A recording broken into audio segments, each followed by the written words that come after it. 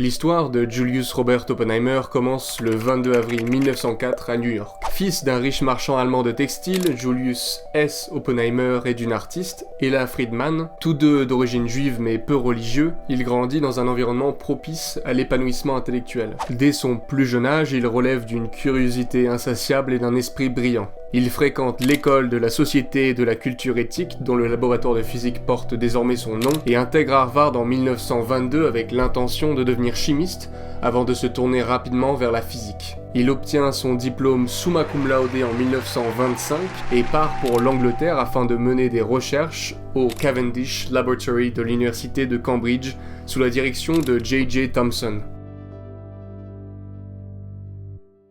Bienvenue dans cette nouvelle vidéo, je m'appelle Elouan, je fais des vidéos sur les sciences politiques, l'histoire et la société, donc si t'aimes ce type de contenu, n'hésite pas à t'abonner, comme ça tu tomberas sur mes vidéos plus facilement.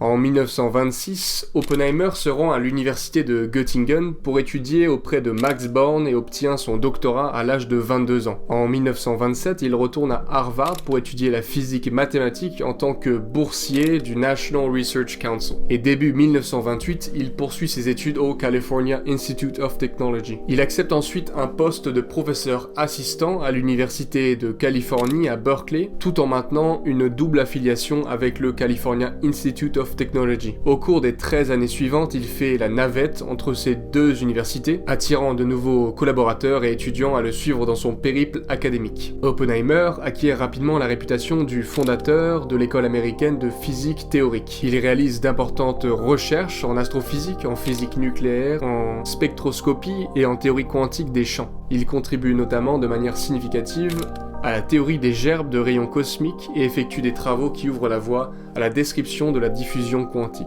Dès les années 1930, il rédige des articles suggérant l'existence de ce qu'on appelle aujourd'hui les trous noirs.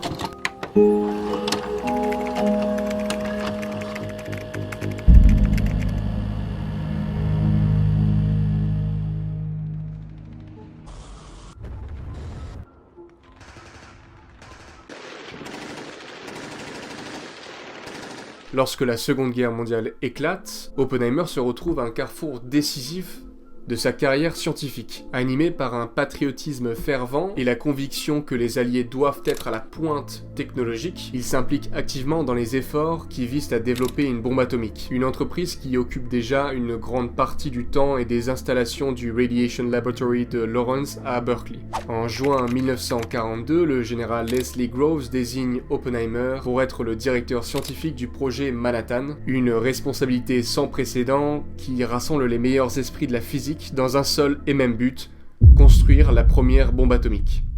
Sous la direction d'Oppenheimer, le laboratoire de Los Alamos est construit dans un délai record. Rassemblant une équipe d'élite venue du monde entier, ils mettent au point les techniques et les technologies nécessaires pour relever ce défi historique. Oppenheimer incarne un leadership charismatique motivant ses collaborateurs à repousser les limites de la science et de la technologie. Le travail acharné de cette équipe exceptionnelle porte ses fruits et grâce à leurs efforts combinés, le 16 juillet 1945 à Alamogordo, la première explosion nucléaire voit le jour.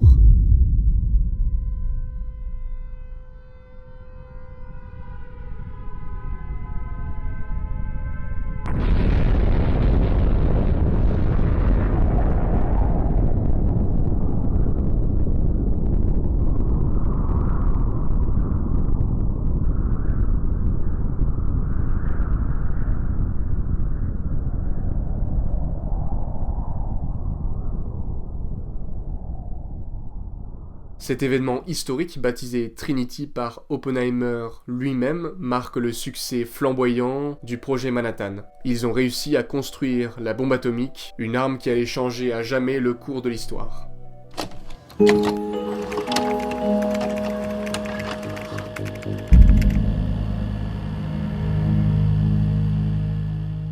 Après avoir participé à la création de la bombe atomique, J. Robert Oppenheimer a été profondément marqué par un sentiment de culpabilité et de chagrin. Malgré son engagement patriotique dans le projet Manhattan et sa conviction que la bombe nucléaire pourrait aider à mettre fin à la Seconde Guerre mondiale, il a été confronté aux terribles conséquences des attaques nucléaires sur Hiroshima et Nagasaki.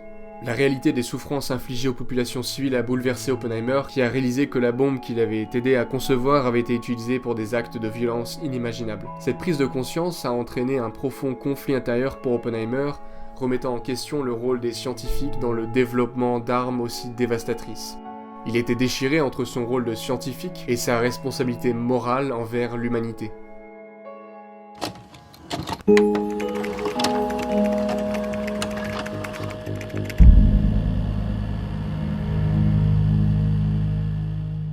Malgré ses réalisations exceptionnelles, la carrière d'Oppenheimer est entachée de controverses. Des accusations de déloyauté avec des communistes surgissent, alimentant les tensions de la guerre froide et du macartisme. En 1953, à l'apogée de l'anti-communisme aux États-Unis, Oppenheimer est accusé de sympathie communiste et son autorisation de sécurité lui est retirée. La décision de la Commission de l'énergie atomique choque profondément la communauté scientifique. En 1963, le président L.B. Johnson tente de réparer ces injustices en honorant Oppenheimer du prestigieux prix Enrico Fermi de la Commission de l'énergie atomique. De 1947 à 1966, Oppenheimer est également directeur de l'Institut des études avancées de Princeton. Là-bas, il stimule les discussions et les recherches en physique quantique et relativiste au sein de l'école des sciences naturelles. Oppenheimer prend sa retraite de l'Institut en 1966 et meurt d'un cancer de la gorge le 18 février 1967. Son héritage scientifique perdure dans les travaux de nombreux chercheurs qui s'inspirent de sa passion pour la connaissance et son dévouement à la science. La vie de J. Robert Oppenheimer reste un témoignage puissant de la complexité des choix moraux et politiques auxquels peuvent être confrontés les esprits brillants tout en laissant un héritage indélébile dans l'histoire de la science et de l'humanité. Voilà, c'est la fin de la vidéo. N'hésite pas à t'abonner si tu as aimé ce type de contenu, à mettre un pouce en l'air et à donner ton avis en commentaire sur cette histoire.